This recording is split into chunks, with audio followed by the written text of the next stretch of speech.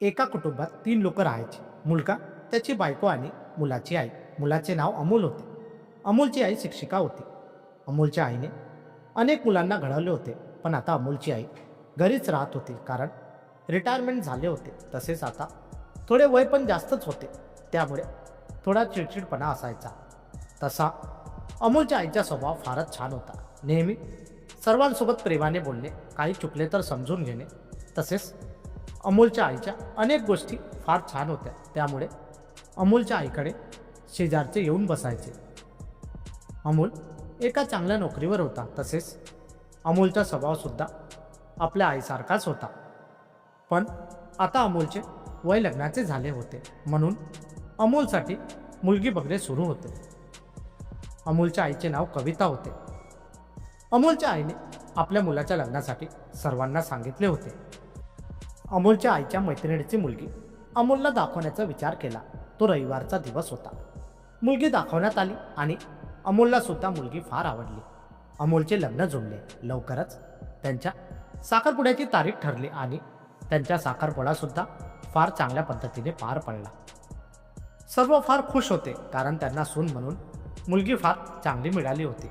तसेच अमोलच्या आईने तिला आधीसुद्धा बघितले होते, कारण कधी कधी अमोलची आईची मैत्रीण आपल्या मुलीला घेऊन घरी यायची, तर कधी अमोलची आई आपल्या मैत्रिणीच्या घरीसुद्धा जात होती. पण त्यावेळी ती मुलगी लहान होती. आता वेळ बदलला होता. तसेच ती फार मोठी झाली होती आणि आता ती घरची सून होणार होती. पण आपल्या मुलाला योग्य मुलगी मिळाली का? तिचा स्वभाव कसा असेल? ती सर्वांना समजून घेईल का? असे अनेक प्रश्न अमोलच्या आईच्या मनात फिरत होते. पण आता साखरपुडा होऊन लग्नाची तारीखसुद्धा निघाली होती. हळूहळू दिवस जाऊ लागले आणि अमोलच्या घरी सुद्धा सर्व लग्नाच्या तयारीला लागले होते. आणि लवकरच तो दिवससुद्धा आला जेव्हा अमोलचे लग्न होणार होते. अमोलचे लग्न फार चांगल्या पद्धतीने पार पडले. अमोलच्या आईने आपल्या मुलाच्या लग्नासाठी कसलीच कमी केली नव्हती. आता लग्न होऊन अमोलची बायको घरी आली होती. लग्नाला काही दिवस झाले, पण या काही दिवसात अमोलच्या बायकोचे आणि आईचे फार चांगले बोलणे होऊ लागले. लग्नाला 1 महिना ओलांडून गेला, पण या एका महिन्यात अमोलच्या बायकोने आपल्या घरच्या सर्व जबाबदाऱ्या फार चांगल्याने पार पाडल्या होत्या. ती आपल्या सासूकडे सुद्धा लक्ष द्यायची आणि घरचे काम फार चांगल्याने करायची. तसेच अमोलची आई सुद्धा घरच्या कामात आपल्या सुनेची मदत करत होती. ते एकमेकांसोबत बराच वेळ बोलत राहायचे आणि त्यांना बघून अमोलला सुद्धा फार छान वाटायचे. त्यानंतर अमोलने विचार केला की लग्नानंतर आपण कुठेच गेलो नाही, म्हणून कुठेतरी फिरून यावे. म्हणून अमोल आणि त्याच्या बायको फिरायला जाण्याचा विचार केला. अमोलने आपल्या आईला विचारले, पण आई नाही म्हणाली. त्यानंतर ते काही दिवस बाहेर गेले आणि काही दिवसानंतर घरी परत आले.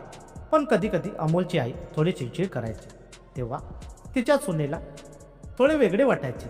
पण ती कधी याबद्दल आपल्या सासूंना बोलत नव्हती. कधी कधी त्यांच्याकडे भांडणसुद्धा होत होते, पण तरीसुद्धा ते नंतर एकमेकांसोबत बोलायचे. असेच काही दिवस निघून गेले. पण एक दिवस काही कारणावरून अमोलच्या आईचे आणि त्याच्या बायकोचे भांडण झाले. आज भांडण थोडे जास्त झाले होते, त्यामुळे त्यांचे एकमेकांसोबत बोलणे बंद झाले होते.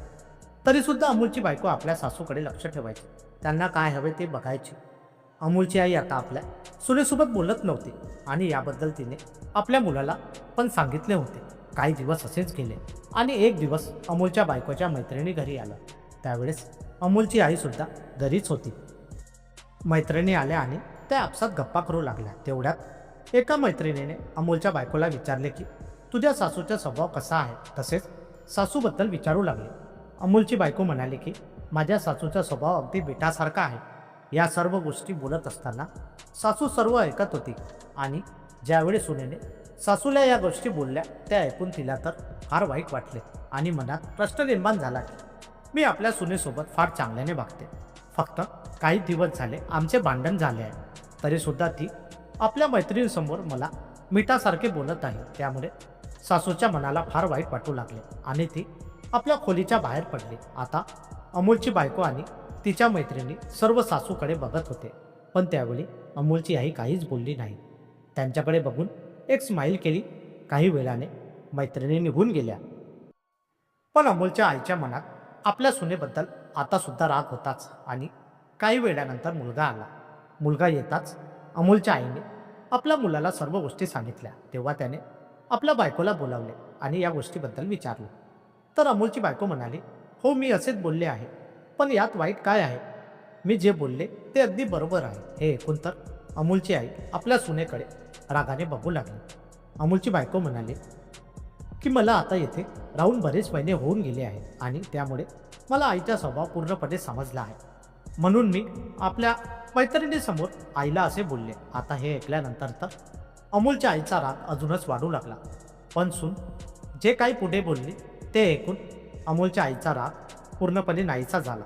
अमोलची बायको म्हणाली की मी आईच्या काही गोष्टी कधीच विसरू शकत नाही आणि आईकडून मला भरपूर शिकायला मिळाले. म्हणून मी आईला मिठासारखे म्हणाले, कारण मीठ ज्या गोष्टीत मिसळेल त्याला स्वाद येतो आणि ज्या गोष्टीत मीठ नसेल ते बेस्वाद होऊन जातात.